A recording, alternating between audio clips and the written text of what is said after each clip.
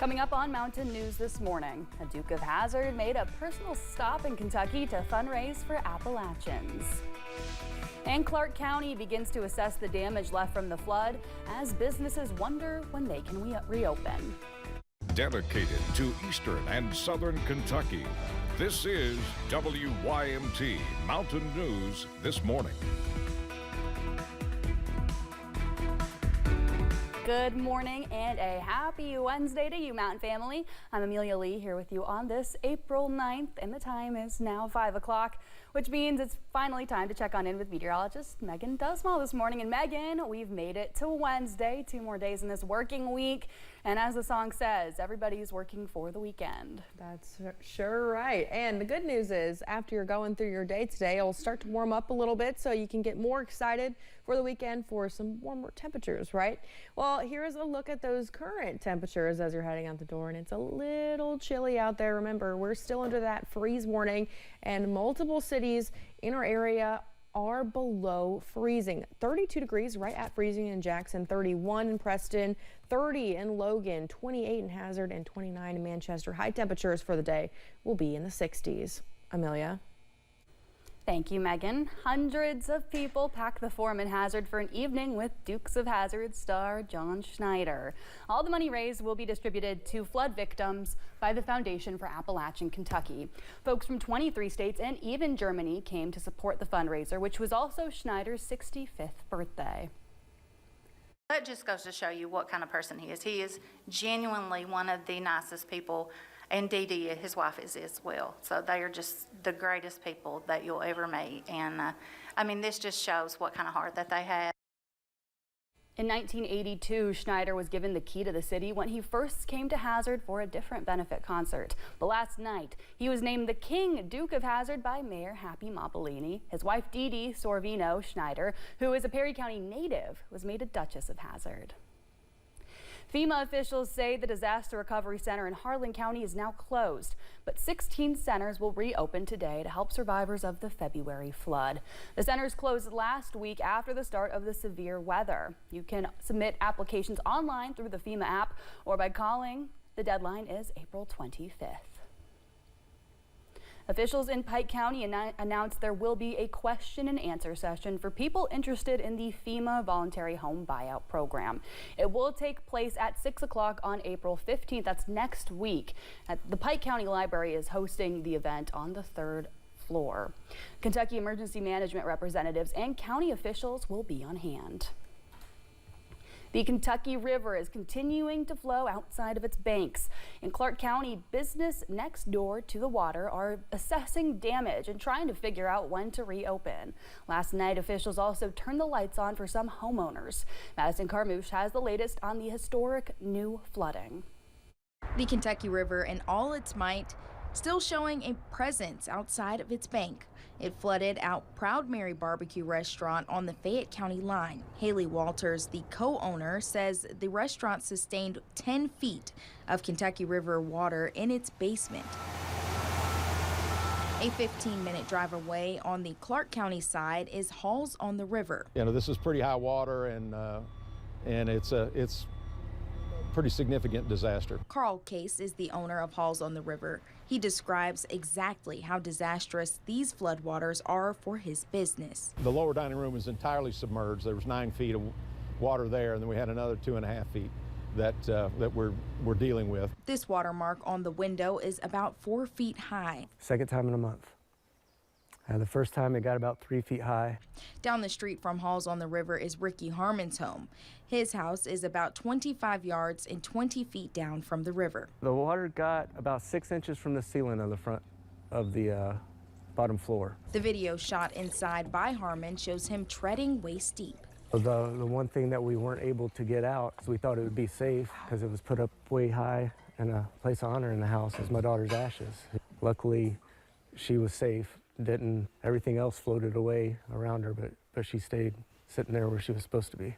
And now, after 3 days of no power, Harmon's electricity is back on. He says he's lost everything twice in 1 month.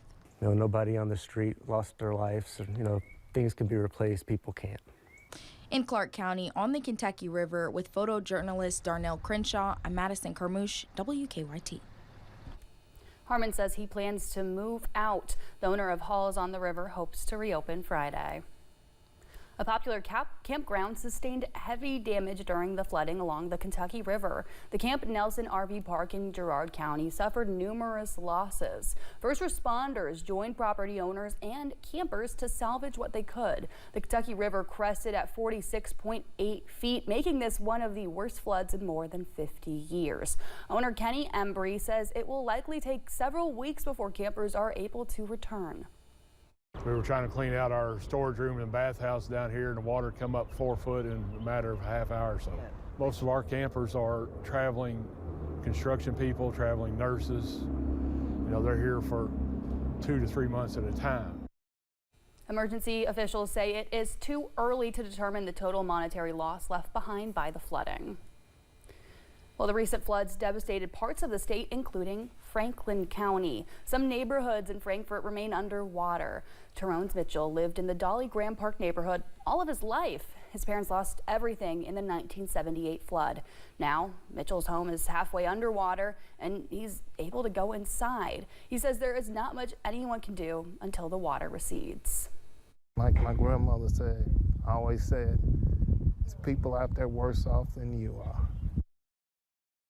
As Frankfort works to rebuild, officials say their #1 priority is keeping people safe. Franklin County Judge Executive Michael Mueller is urging people to stay out of floodwaters.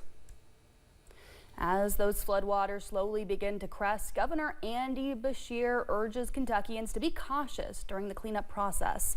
At least 5 people died in Kentucky from this latest flooding. During an update yesterday, the governor says pumping stations in Frankfort were restored overnight, but wastewater will take time to get back up. When homeowners are able to return to their houses, Governor Beshear says to make sure you have the proper tools for an efficient cleanup. Realize the cleanup can be as dangerous as the flood. Make sure if you're doing this work that you have your tetanus shot. Know that there can be gasoline or other things in that water. Know that mold can be significant and spread very quickly after this. So make sure you read up on how to properly clean your home. Governor Beshear also urges drivers to not move any barricades and be extra cautious on the roads. The governor also talked to CBS News on the muddy streets of Frankfort. He was asked about the recent flooding, including the possibility of folks leaving the state if more of these disasters occur. He also referenced levees built in Frankfort following a major flood that happened in 1978. He says the levees help prevent a much worse scenario. Been a lot worse. It could have gotten pretty much the entire town, but that work that was put in after the 1978 flood ended up protecting us this time around. Got to build up to make sure that people feel safe. It's not just whether you're safe, but they feel safe. So even though this is the second biggest flood ever, as we look at how we rebuild, we've got to make sure we're ready the next time for the second or first biggest flood ever. In Pulaski County, a Somerset man was recently indicted on 45 counts of sex-related crimes, many of which reportedly involved minors. 32-year-old Jesus Alberto Chaves is charged with crimes ranging from rape to sodomy to use of a minor under 16 in a sexual performance. He's being held on $100,000, a $200,000, and a $500,000 bond for the 3 indictments in Russell and Pulaski counties. A Richmond daycare worker is facing multiple charges of child abuse. Richmond police arrested Elizabeth Thomas yesterday. According to an arrest citation, the abuse happened at a Step Ahead daycare. Officials say she is accused of denying food to a child with dietary restrictions.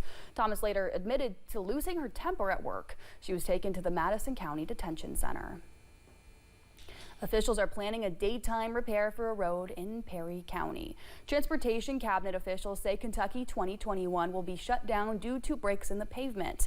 The road work is on Monday and Tuesday of next week at mile point 4.2. Kentucky 80 and Kentucky 451 can be used as alternative routes. Well, thank you for getting your day started with us on Mountain News this morning. Still to come, multiple countries are reacting to the start of almost worldwide tariffs from the U.S., with some more willing to negotiate than others. And cold weather remains this morning, but warmer temperatures are on the way.